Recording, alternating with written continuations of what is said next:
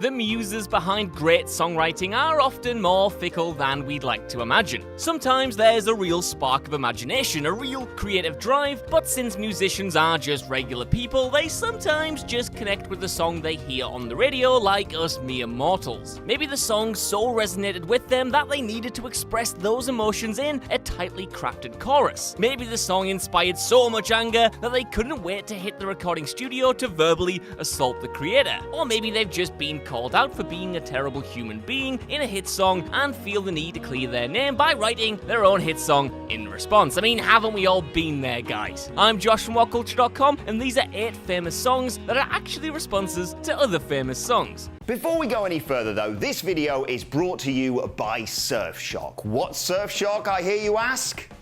What's Surfshark? Surfshark is a VPN, that is a virtual private network that basically helps to keep all the private stuff that you want to remain safe, private and safe. Online privacy, data encryption and all that. But, and this is the best part, you can even change location so you can watch content from other countries. So maybe you want to watch some American Netflix. Howdy partner, want to watch new episodes of 90 Day Fiancé? Or maybe you want to go to Australia.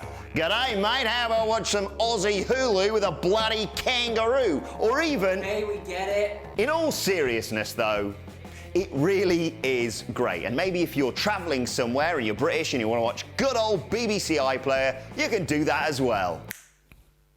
I think I broke it.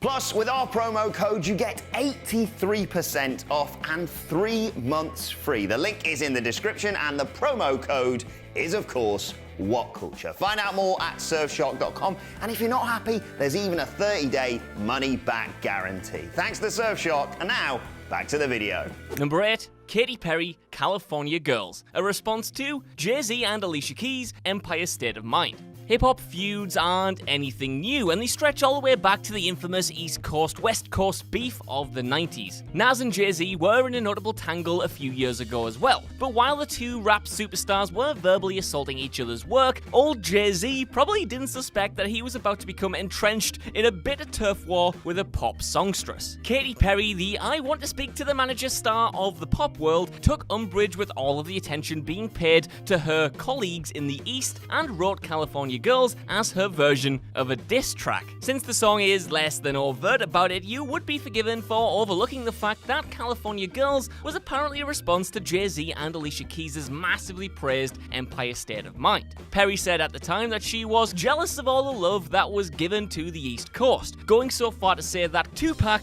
was rolling in his grave. I'll just leave you with that.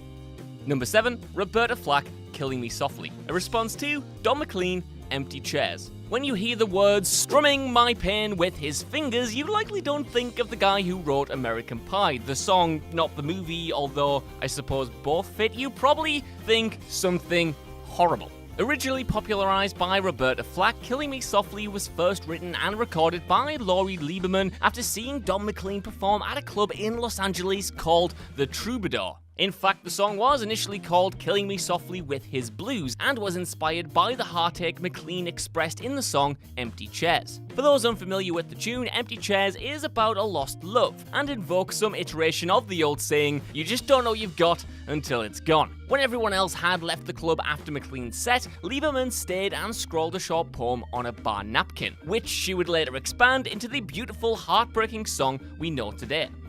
Number 6, response to Lynyrd Skynyrd, That's How I Like It. Now here's a story that proves the old adage that if you're going to dish it out, you better damn well be able to take it. Decades after Lynyrd Skynyrd lambasted Neil Young on Sweet Home Alabama for his marginalization of Southern pride, Green Day stepped in to reinvigorate the simmering musical feud, with Armstrong felt that Skynyrd were pushing on their 2003 song, That's How I Like It. It's victory songs a million times over. Lyrics such as, I like my women hot and my beer cold are admittedly lame, but pretty bland all things considered. Still it was a decade. Number 5, Meatloaf, 2 out of 3 ain't bad. A response to Elvis Presley, I Want You, I Need You, I Love You. The bulk of Meatloaf's songs contain no less than 50 impenetrable lyrics, usually repeated over and over again as to maximize the irritation felt by the listener who cannot, for the love that is all holy, just figure out what the hell it is this guy won't do for love. 2 out of 3 Ain't Bad, on the other hand, offers a much simpler message. Also, the chorus was directly stolen from an Elvis Presley song, not so coincidentally called I Want You, I Need You, I Love You. Ring any bells? Jim Steinman, longtime producer, lyricist, and the man behind the aforementioned Meatloaf hit I Would Do Anything for Love, was asked to write something simple for Bat Out of Hell, an album so overwrought and needlessly complex that it famously prompted Clive Davis to ask Steinman if he even knew how to write a pop song. Steinman was told to dumb it down for just one song so the record company would have something to put out as a single. While trying to figure out how exactly to do that, the Elvis song was playing on the radio. So Steinman did his best to mimic what made the song so catchy and simple, churning out a chorus similar in pattern but with just enough a little twist on it at the end. Number 4, Muddy Waters, Mannish Boy, a response to Bo Diddley, I'm a Man.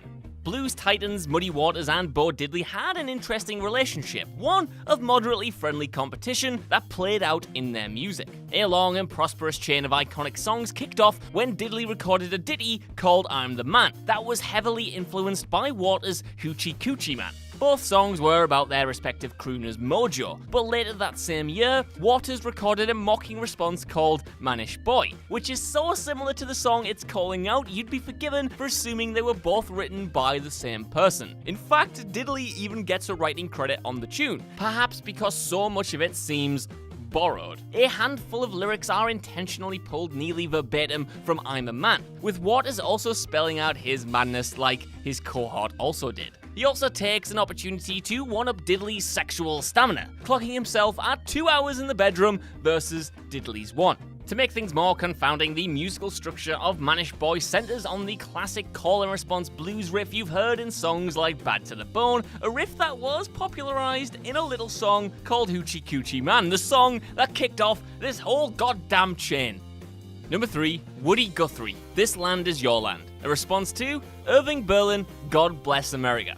Known primarily as a cutesy folk standard sung in schools across America, This Land Is Your Land actually started out as a scathing critique of God Bless America. Irritated by the capitalist ideals of a country that seemed to relish economic disparity, Woody Guthrie considered Irving Berlin's ode to be very overly patriotic and unrealistic. And he hated that it was being played on the radio just about every time he turned it on. Out of frustration, he began writing a sarcastic little number he called God Blessed America for Me. Guthrie picked Berlin's song apart almost line by line. There's also this verse that takes umbrage with Berlin's version of being free. There was a big high wall there that tried to stop me. The sign was painted said private property, but on the backside it didn't say nothing. This land was made for you and me. Over time, and as more versions were recorded by other musicians, the song was clipped and primped to be more palatable for the general public. But the next time you hear the words "This land is your land," feel free to picture a giant middle finger pointing towards the nearest American flag.